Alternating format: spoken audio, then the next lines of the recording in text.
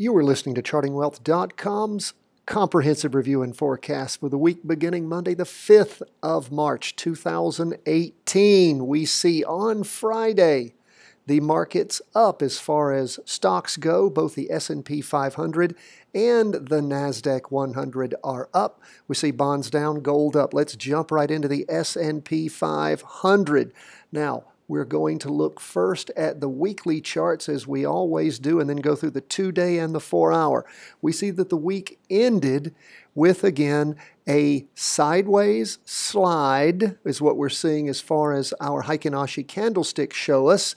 But as we look further down at our price percent oscillator, we can see that the oscillator kicked over even stronger down. It had been sliding sideways, tending down, and then really over the course of this last week jumped down. Derivative oscillators continued to show strong down moves. Now let's go to our 2-day chart and see what we see there. Of course, we had the 2-day chart on the second end. Now we had the latest chart ended, the 2-day chart ended on the first Thursday, and we have the first day of the latest 2-day candle. So again, it's not completely drawn yet, but again, remember Heikin Ashi shows down movement or up movement based upon, Heikin Ashi means, of course, translated into English from the Japanese, it means average pace, and we see that the average pace on the way that Heikin Ashi candlesticks are actually calculated is down, and we see down movement sitting there right on the 50-period moving average. Now, we've seen where things have sort of bounced off that 50-period moving average. We'll be looking at the beginning of the week to see if things push below that simple moving average. We do see on the 2-day chart, and again, that's 50, so that's 100 days, okay, because it's 2-day candles. We see that the derivative oscillator is losing downward momentum. Price percent oscillator is actually heading further down. And again, that's just the first day of the latest 2-day candle. As we tune into the 4-hour chart, we can see how things so far looked like the move down in the morning and then sort of bounced up off the 200-period moving average. Now, that's on the 4-hour chart. Remember, that's the weakest of all of our charts, but it is interesting. Price percent oscillator still heading down, not as strongly as it had been in the morning. In the afternoon, not as strong a down movement, but the derivative oscillator continuing to head down. So again, we had a 4-hour crossover going down with a jumping in point. We've seen that confirmed with the following 2 candles, and then, of course, the latest candle on the 4-hour chart in the afternoon, a bit of an up movement. Again, ending the day 0.52%. Now remember, Heikin Ashi candlesticks are actually calculated differently. Our biggest training, I think we're up to 64,000 now. People have done the training that we provide on the Heikin Ashi candlesticks. You can find that both at our website, chartingwealth.com, and at YouTube at our Charting Wealth channel. If you go there, please click and help us out and subscribe. And also, if you want to get everything we have to offer, make sure that you subscribe to chartingwealth.com's daily reviews. You also get tossed in for free every week this comprehensive review and forecast. That's where we are, things going according to plan on our 4-hour chart and on our weekly and our 2-day chart on the down move. We'll just continue to watch and monitor things and see if they continue to play out as the bigger candlesticks are showing us. Okay, keep running through these charts. Now the Qs was up about twice as much, almost up 1%, much higher than we saw the S&P 500 up. So as we look at the Qs, we do see, however, that look like we might have started the week off with a crossover going up on the Qs, but as the week ended, actually, we see the price percent oscillator pulling away from the red signal line, derivative oscillator gaining downward momentum. Even though the week ended with a green up candle, it's got a wick on the bottom and on the top.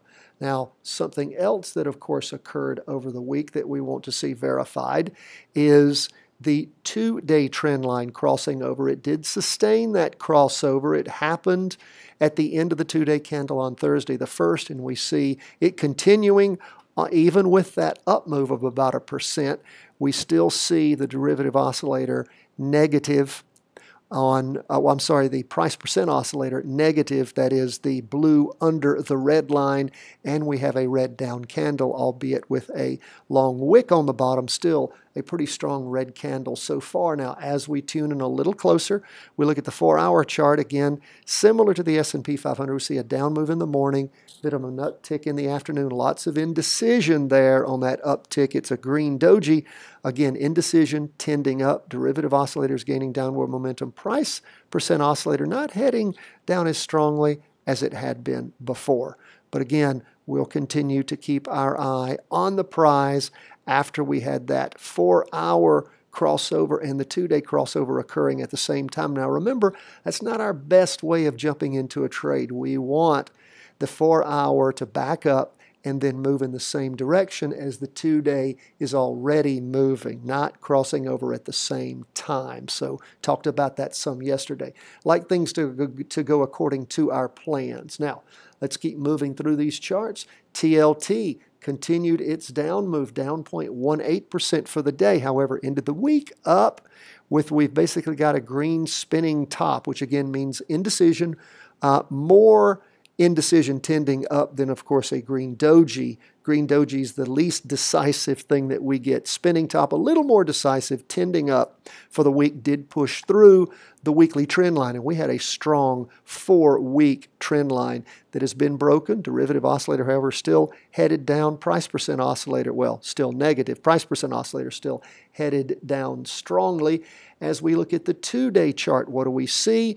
2-day chart, actually, this is just the first day of the latest 2-day candle, so we're not going to change over from the down move that it had been in. We're not going to rotate that over until that candle finishes drawing, but we do see the price percent oscillator pushing through the red signal line, and the derivative oscillator has gone over to the positive. Actually did that with the 2-day candle ending on Thursday, the 1st of March. And as we look at the 4-hour chart, what do we see?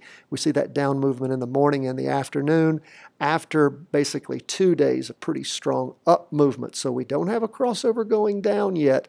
And again, we'll wait and see, and if indeed things do crossover going down before we have any confirmation of the price of the 2-day chart crossing over going up, then of course you might have a good down move. But again, sort of flat on that 4-hour chart and isn't giving us a lot of strong momentum down at this time as far as our price percent oscillator goes. So we'll just continue to watch and see and do what the charts lead us to do, my friends. Lastly, take a look at gold, up for the day, 0.52%.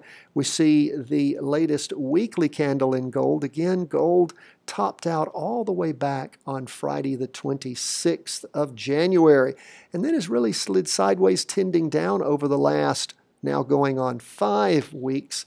It was overall, according to the Heikin Ashi candlesticks, down, again sort of a hammer with the hammer up top, and we see a red down candle with a long wick on the bottom. We see the price percent oscillator heading down markedly toward the signal, the red signal line. Derivative oscillators continuing to lose upward momentum, continuing to gain downward momentum, I guess we could say. So let's continue to move and take a look at the 2-day chart. It crossed over going down on gold back on the 7th, but again has yet to see the weekly chart follow suit. We do have, we had 4 strong down candles, and again some up movement on the first day of this latest 2-day candle. It is really just a doji, a green doji, which means, of course, indecision, tending up. Did the price bump off the 50-period moving average? Could have. We'll keep our eye on that and see what comes of it. Derivative oscillator still, well, pretty much flat. Price percent oscillator headed down, but not as strong as it previously had been. And then lastly, again, we're going to wait for that candle to finish drawing on Monday. Lastly, on the 4-hour chart, we see strong up movement in the morning, pairing off a little bit in the afternoon. Don't yet have a crossover going up. Hopefully, after this nice move that we saw down, we will see some more real movement in gold, like we talk about with oscillators, both the derivative and particularly the price percent oscillator. You got to have movement for them to be accurate. And when that's happening, that 4-hour chart is beautiful. Now, it's worked okay over the last 2 time periods of up and down movement. Let's see if indeed it does cross over, and it hasn't yet, but if it does cross over going up, if it leads us in the right direction. We shall just see. That's where we are, folks, as we end the week and go into this next week. Thank you so much for being with us. Again, please make sure that you subscribe at our website to our Charting Wealth Daily Reviews, and you'll get this comprehensive review and forecast once a week, plus all the other great stuff we have to offer. You'll be the first to get our trainings, first to get the chapters in our books as they come out for your review, and all the other great things we have to offer. We also have a discount if you would like to go from the freestockcharts.com service to the paid TC2000, a $25 discount.